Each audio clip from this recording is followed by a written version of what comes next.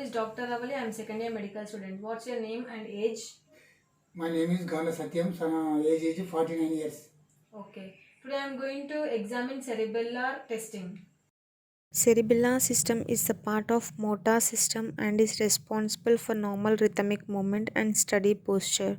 To assess the cerebellar system, we have to assess the coordination.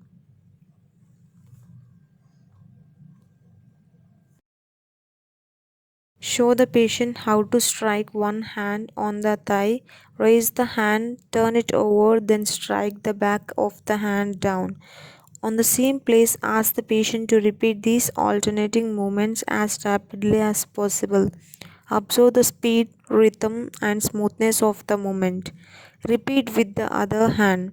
The non dominating hand perform less well in cerebellar disease.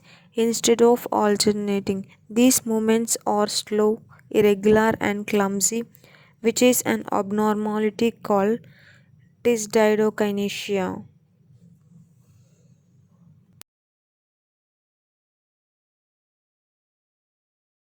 Now, next, show the patient how to tap the distal joint of the thumb with the tip of the index finger.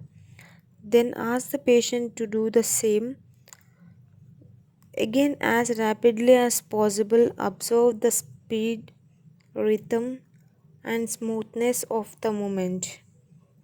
Then, non dominant performs less well.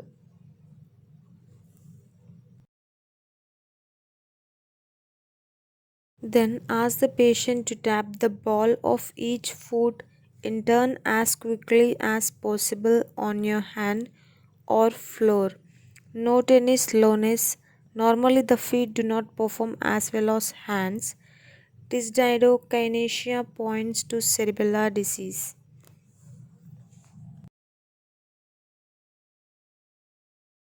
Ask the patient to touch your index finger then his nose alternately several times.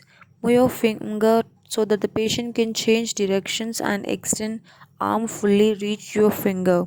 Observe the accuracy and smoothness of the movement and watch for any trauma in cerebellar diseases. These movements are clumsy, steady and inappropriate variations in their speed, force, and direction in dysmetria. The patient finger may overshoot the mark, then reach it fairly well.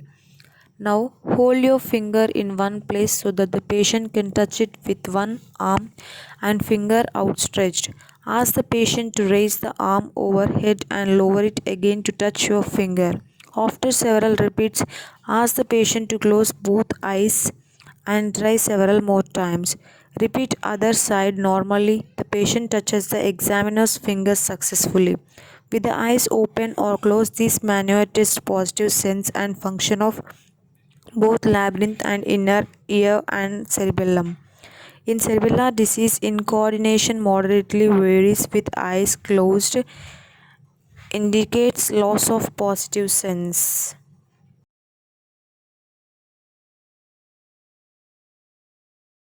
Ask the patient to place one heel on the opposite knee, then run it down shin to the toe. Observe this movement for smoothness repetition with the patient eye closed test, and then repeat this other side.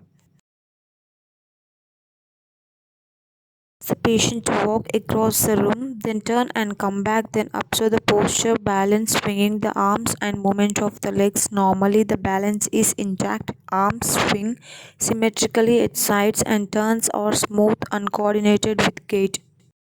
Next, ask the patient to walk heel to toe, a straight line or tandem walking. Tandem walking may reveal ataxia that is not otherwise obvious.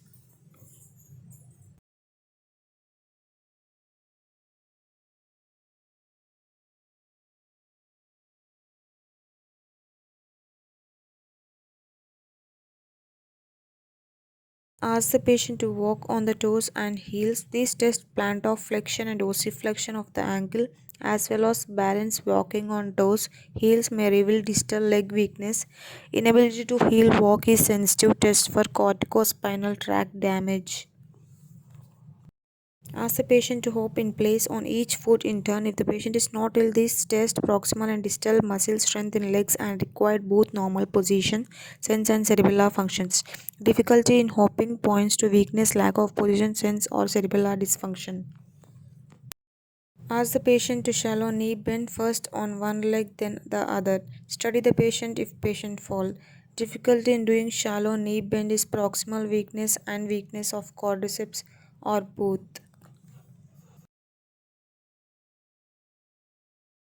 This is a test mainly of positive sense. The patient should stand with feet together, eyes open and eyes closed for 30 to 60 seconds without support.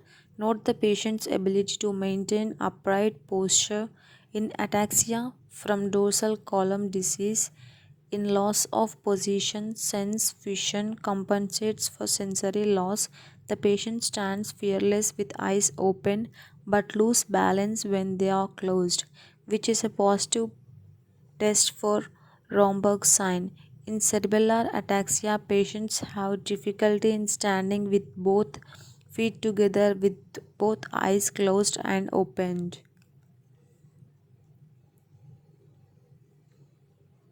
Patient should stand for 20 to 30 seconds with eyes closed and both arms held together straight forward, palms up. Normally, the patient hold these arms position well. If necessary, patient can be tested in a sitting position. Next, instruct the patient to keep arms out and eyes closed and tap the arm briefly downward. The arms normally return smoothly to the horizontal position. Response require muscular strength, coordination and good position sense. Pronator drift occur when one forearm and palm turn inward and down and is both sensitive in corticospinal tract. Lesion in contralateral hemisphere, downward drift of arm.